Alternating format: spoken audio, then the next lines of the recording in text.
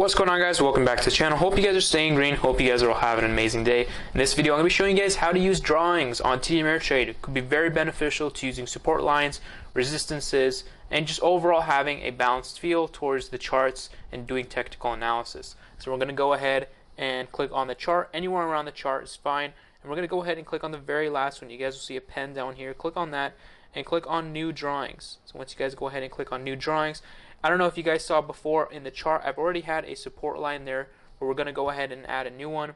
Let's go ahead and try price level. Price level means that we're adding a flat kind of support or resistance. Trend line means it's going to be like, it's not going to be straight. It's going to be like sideways, and it's not going to be kind of a perfect line. So we're going to go ahead and click on trend line. This is what most people use. As you guys see, I've already added a trend line there, but we can add a resistance from here to here.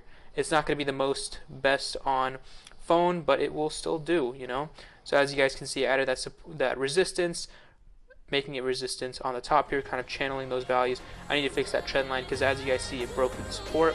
So maybe my support line wasn't as good as I thought. So that is how you guys draw on TD Ameritrade. Practice with those, get good with those, and make sure you know where your support and resistance are. I hope you guys stay green. Peace out.